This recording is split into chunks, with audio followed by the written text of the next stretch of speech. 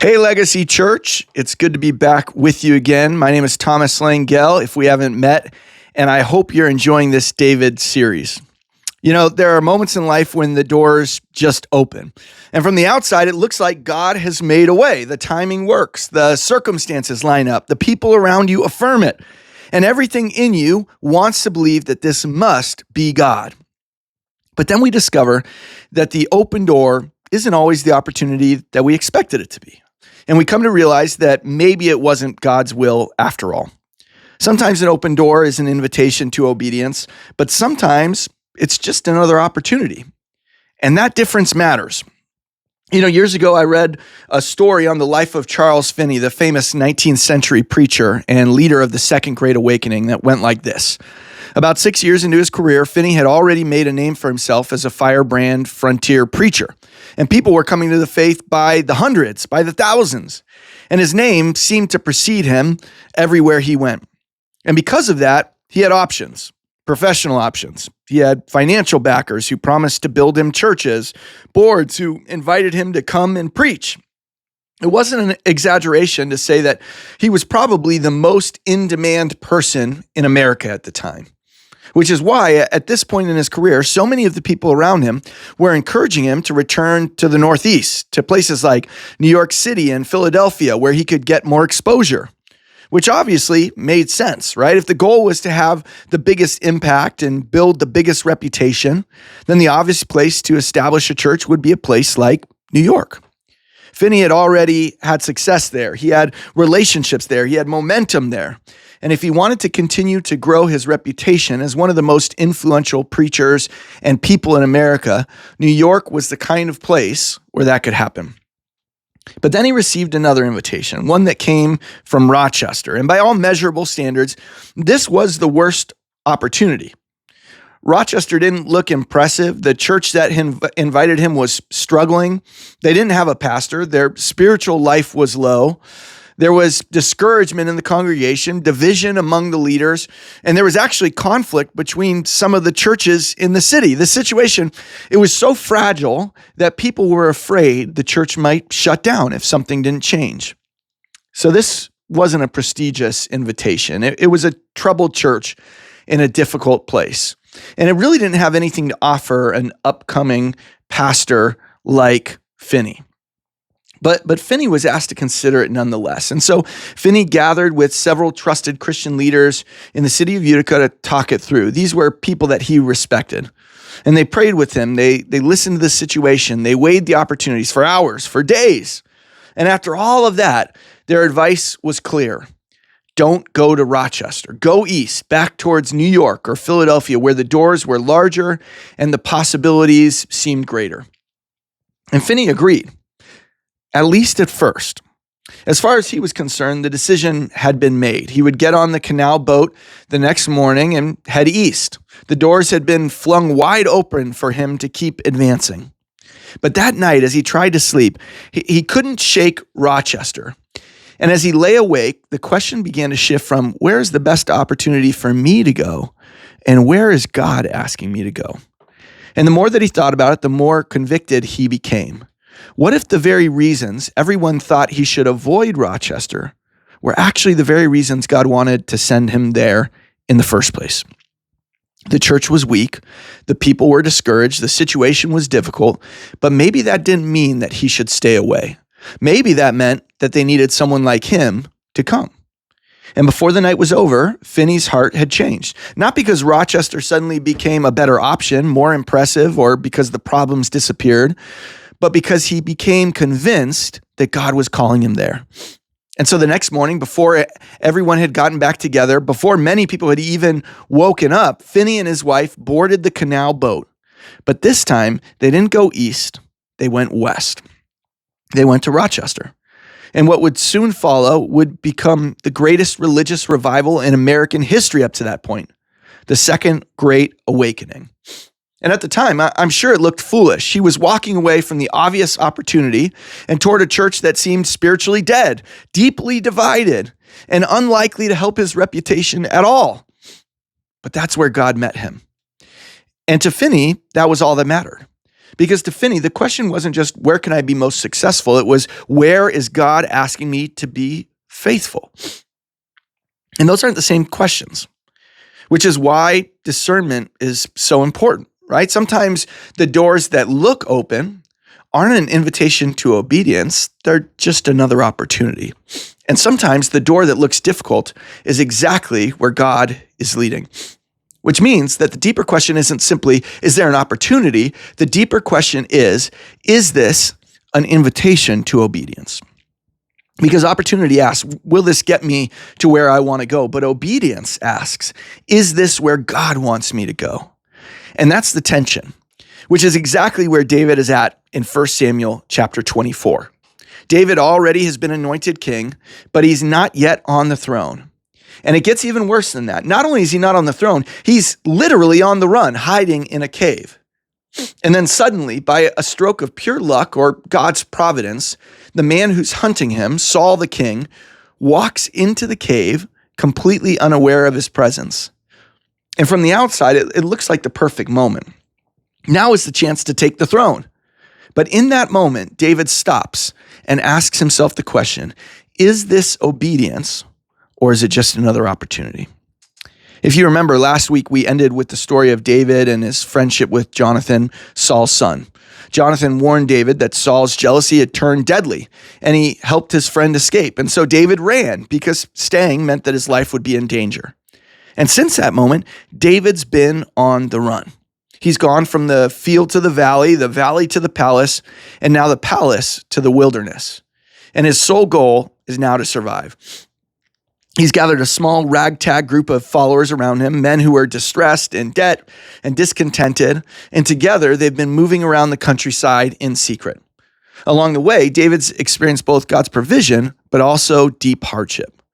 And so when we arrive in 1 Samuel 24, this isn't a single bad day in David's life. This is the culmination of months of hardship. David knows God's promise, but he can't see God's timing. And that's the tension that David is living in when we get to 1 Samuel chapter 24. Listen to what the author says in verse 1. He says, after Saul returned from pursuing the Philistines, he was told, David is in the desert of En-Gedi. So Saul took 3,000 able young men from all of Israel and set out to look for David and his men near the crags of the wild goats. He came to the sheep pens along the way, and a cave was there, and Saul went in to relieve himself. David and his men were far back in the cave. And the men said, this is the day that the Lord spoke of when he said to you, I will give your enemy into your hands for you to deal with as you wish. And then David crept up unnoticed and cut off a corner of Saul's robe. All right, so what's actually happening here?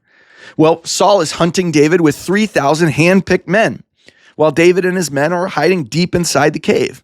And then Saul actually walks into that cave. He doesn't know David and his men are there, and he definitely doesn't know that the man that he's been hunting now has the upper hand. And when that happens, David's men do exactly what any of us would do. They look at David and say, this is the day that the Lord has spoken of. In other words, David, this is it, right? This is God. And this is how the promise of God is finally going to happen. And you can understand when they saw it that way and why they saw it that way. David had already been anointed. Saul had already become dangerous.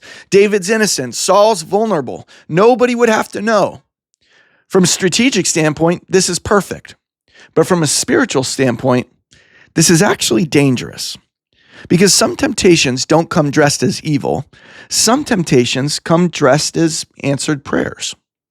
See, what looks like a casual coincidence is actually a crossroads for David. David isn't just hiding in the cave. He's actually being revealed in the cave. Because when Saul walks in, David suddenly has power. The scales have tipped in his favor in a big way. And power reveals the state of his heart. You know, it's one thing to talk about trusting God when you don't have another option. But it's another thing to trust God when you suddenly have the option to take control. See, David's been powerless for a long time. He's been running, he's been hiding and waiting and wondering. But now Saul is vulnerable and David has the advantage. And now David can force the outcome. And that's when we find out what kind of man David really is. Because the cave doesn't just reveal what David believes about Saul. It actually reveals what David believes about God.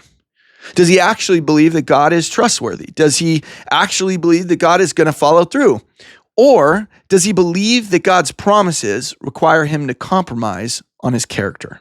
Does he believe that the throne has to be seized at all costs? Can God accomplish his will without David becoming less faithful in the process? And that's the test, not just for David, but for us. Because sooner or later, all of us are going to find ourselves in the cave in one way or another. We feel delayed or mistreated or blocked by someone else. But then a door opens and we think, maybe this is my chance to finally take control, to get what I've always wanted. And in that moment, the question isn't, can I do this? The question really is, should I do this? Is this an invitation to obedience, or is this just another opportunity? In 1 Samuel 24, verses 5-7, the story continues. After David was conscience-stricken for having cut off a corner of his robe, he said to his men, "The Lord forbid that I should do such a thing to my master, the Lord's anointed, or to lay my hand on him, for he is the anointed of the Lord." And with these words, David sharply rebuked his men and did not allow them to attack Saul. And Saul left the cave and went his way. So what does he do? Well, he cuts off the corner of Saul's robe, which is such a mild thing to do, right? But even that bothers him. He's conscience-stricken, which is kind of amazing when you think about it. Because most of us would say, David, you showed incredible restraint. You didn't kill him. You only cut the corner of his robe. But David's heart is so sensitive to God that even the symbolic act of dishonoring Saul troubles him. David isn't just trying to avoid the big sins, he's trying to remain faithful in the small ways too. He understands that the issue isn't only whether Saul deserves judgment. The issue is whether David has the right to take judgment into his own hands. And biblically, David doesn't think so. God had anointed Saul as king through the prophet Samuel. In fact, David still repeatedly refers to Saul as the Lord's anointed. Even though Saul had been rejected because of his disobedience, God hadn't authorized David to remove him. David had been promised the throne, but he had never been commanded to seize it. And so his conviction is that the God who established Saul's kingship is the God who must bring Saul's reign to its proper end. Essentially, David can trust God's promise without needing to take control. Scripture had already taught Israel that vengeance belongs to God. And so David may not yet know how God is going to fulfill his promise, but he does know what God hasn't asked him to do. God hasn't told him to murder Saul. He hasn't given him permission to take the kingdom through bloodshed.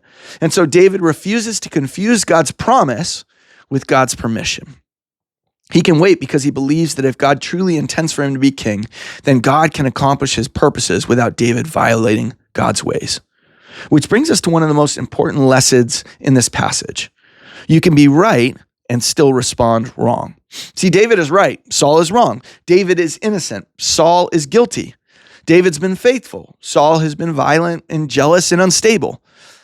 But David understands something deeply important. And that's this, that being right doesn't give us permission to become unrighteous. Does that make sense? Being right doesn't give us permission to act wrong. The world often operates by a different principle, though, doesn't it? The world will tell you that the ends justify the means, that if the cause is good enough, almost any method can be used. Unfortunately, history shows us that Christians haven't really been much better. Followers of Jesus have oftentimes justified coercion or cruelty or compromise, all in the name of preserving influence, defending morality, or protecting what they value. But God calls his people to something so much higher. Scripture never teaches that a righteous outcome justifies unrighteous actions. God's people aren't free to abandon God's ways in pursuit of God's purposes. See, the character of the kingdom must always reflect the character of the king. This temptation isn't confined to ancient history either, though. We see that in politics, this happens every day. How often have we watched people excuse the reprehensible behavior of a person in their party, behavior they would have never previously allowed because confronting it might cost them power? Or how many times have Christians defended these compromises by saying, if we can just keep influence, then we can still advance Christian values? But David's story forces us to think differently. And when we do, the question stops being, what will it accomplish? And it becomes, what will it cost us to get there? And is it worth it? If holding on to power requires us to excuse dishonesty or cruelty or abuse or conduct that contradicts the character of Christ, then we've gained influence at the cost of integrity. See, the way of Jesus never permits us to abandon our character in pursuit of our goals. So remember that no matter how right our position may be, we don't honor God by becoming unlike Christ in the process. You can be right and still respond wrong. And this is the crossroads that David faces. If David kills Saul, he can probably justify it. He could say, Saul was trying to kill me. I was protecting myself. God already anointed me. The door had been opened. But David knows that if he has to become like Saul to replace Saul, then he's already lost something more important than the throne. Because the real danger isn't just that Saul might kill David. The real danger is that David might become like Saul. His pain might turn him into the kind of man who abuses power the way Saul abuses power. And David refuses. He won't let Saul's sin become an excuse for his own. And that's what makes him the David, right? A man after God's own heart. In verse 8, the author continues, Then David went out of the cave and called out to Saul, My Lord, the king. When Saul looked behind him, David bowed down and prostrated himself with his face to the ground. He said, Saul, why do you listen when men say David is bent on harming you? This day you have seen with your own eyes how the Lord delivered you into my hands in the cave. Some urged me to kill you, but I spared you. I said, I will not lay my hand on my Lord because he is the Lord's anointed. See, my father, look at this piece of your robe in my hand. I cut off the corner of your robe, but did not kill you. See that there's nothing in my hand to indicate that I'm guilty of wrongdoing or rebellion. I have not wronged you, but you're hunting me down to take my life. May the Lord judge between you and me. May the Lord avenge the wrongs that you have done to me, but my hand will not touch you. As the old saying goes, from evildoers come evil deeds, so my hand will not touch you. Against whom has this king of Israel come out? Who are you pursuing? A dead dog, a flea? May the Lord be our judge and decide between us. May he consider my cause and uphold it. May he vindicate me by delivering me from your hand. Okay, so after cutting off the corner of his robe and feeling totally grief-stricken over it, David comes out of the cave and actually speaks to Saul. But notice what he does. He doesn't mince words or try to manipulate Saul. He just tells the truth, right? He calls out the injustice, and he makes it clear that Saul is hunting him without cause. So David isn't passive. He's not pretending that everything's fine. He's not calling evil good. He tells the truth, but he also places judgment in God's hands.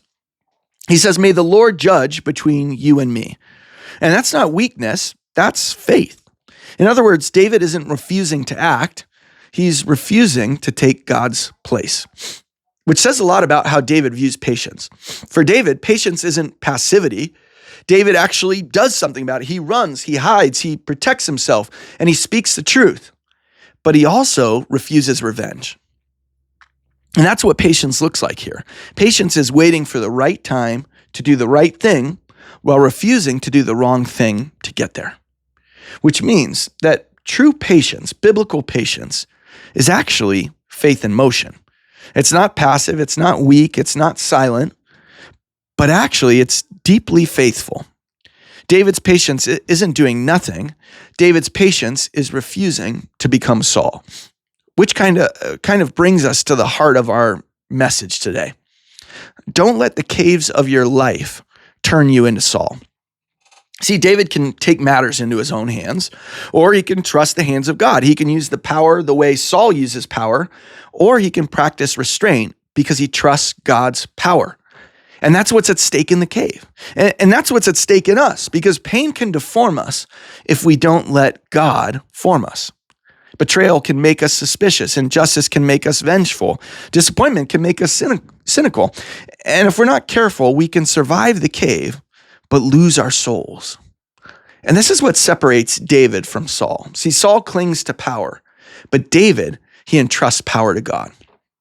Saul tries to secure the throne through control, but David trusts God to give what he promised.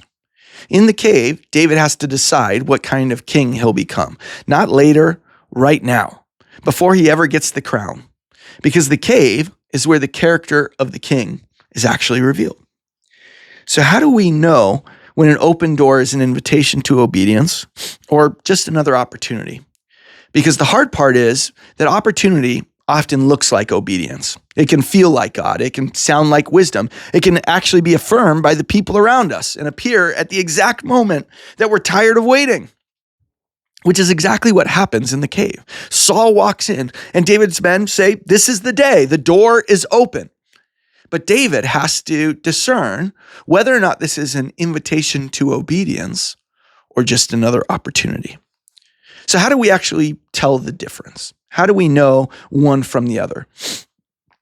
Well, first, obedience won't require you to compromise on God's character. If walking through the door requires dishonesty and manipulation and revenge or cruelty or pride or secrecy, then it is not obedience. It may be available, it may be effective, it may actually move you towards your goal, but if it requires you to become less like God to get there, it's just an opportunity. David could have killed Saul and taken one step closer to the throne, but he would have taken that step with blood on his hands. And David knew that God's promise didn't need his compromise. So ask, does this door require me to become less honest, less humble, less loving, less faithful, less surrendered, less Christ-like? And if so, it may just be another opportunity, but it's not an invitation to obedience. Second, obedience can survive prayer, patience, and wise counsel. Shortcuts usually create urgency. Have you ever noticed that? They tell you, do it now, don't wait, don't ask too many questions, don't bring anyone else into this. But obedience doesn't usually need manipulation to stay available. David's men were pressuring him to act. They said, "This is the day." But David slows the moment down and refuses to let their urgency override his obedience. Sometimes the most spiritual thing you can do with an open door is pause before walking through it. Pray, wait, and ask God to search your motives. Invite trusted people to speak honestly, not just people who tell you what you want to hear, but people who will help you discern what's true. So ask, have I invited wise counsel or only people who agree with me? Have I left room for God to speak in this situation? Third, obedience deepens trust, while opportunity feeds control, which may be one of the biggest differences. God-given obedience often requires faith. Opportunity often promises control. Opportunity says, you can make this happen, right? You can finally be in control, which is exactly what David is offered in the cave. For one moment, Saul is vulnerable and David has the power. But David refuses to build his future on control. He chooses trust. And notice what that trust leads him to do. David doesn't simply spare Saul and remain in the cave. He actually walks out and confronts him. He bows before the king. He tells the truth, and he places the matter in God's hands, which in truth requires a ton of faith, doesn't it? Because Saul had 3,000 men with him. Saul could have ordered David's execution on the spot. David gave up the one advantage that he possessed. Obedience, it didn't make David safer. It actually made him more dependent. And that's often how faith works. Control tries to eliminate risk by putting everything in our own hands. But trust places us in God's hands even when we can't guarantee the outcome. So ask, is this helping me to trust God more or helping me to avoid trusting God? Am I walking through this door with open hands or am I grabbing for control? Am I trying to obey God or force God's promises on my timeline? And fourth, obedience should move you towards the person that God is forming you to be. I mean, this is the David and Saul question, isn't it? David was called to replace Saul, but in the cave, David is actually tempted to become Saul. And that's how dangerous opportunity can be. It can offer us the right result through the wrong spirit. You may get the right outcome, you may win the argument, but who are you actually becoming in the process? And that's the question. Because the goal for David isn't just to arrive at the throne. The goal is to become someone who's actually worthy of sitting on the throne in the first place. So ask, who am I becoming if I walk through this door? Is this forming Christ in me or Saul in me? Is this making me more patient, humble, truthful, and surrendered, or more controlling, suspicious, and afraid? And this is where David's story points us forward to Jesus, because Jesus was offered a shortcut too. Do you remember when? See, in the wilderness, the enemy showed Jesus the kingdoms of the world and offered him glory without the cross. It was an opportunity. It was a door. It was a path to a crown. When Jesus is being tempted, he's being tempted to take a shortcut to the end goal. But we come to realize it's just another opportunity. It isn't an invitation to obedience. Because the Father's way wasn't the shortcut of self-protection or self-promotion. It was the road of surrender, which is why in the face of temptation to take what was his, he refuses and he turns towards the Father. And later on, when Jesus was betrayed, he didn't retaliate. He didn't use power the way the world uses power. He gives himself over to the Father so that he can save us. And because of him, we can trust God in our own cave seasons. You know, this is an incredible moment in the life of David that really shows how God is forming his heart. As we look at the story of David in the cave, the challenge becomes clear for us that when the door opens, but walking through it would compromise your character, leave it closed. When the opportunity appears, but taking it would make you less like Christ, leave it alone. When the spear is in your hand, but using it would make you like the person who hurt you, leave the spear. Be like David. Don't confuse opportunity with obedience. Don't steal what God promised to give freely. Don't become Saul on your way to the throne. And don't lose your heart trying to force your future. Stay faithful in the cave. Trust God with the timing, the promise, and the throne. Because patience is really just faith in motion. And the God who calls you is faithful enough to fulfill his promise without asking you to compromise on your character. Amen. Hey, Legacy, I love you. I appreciate you, and I hope you have a great week. We'll see you next week.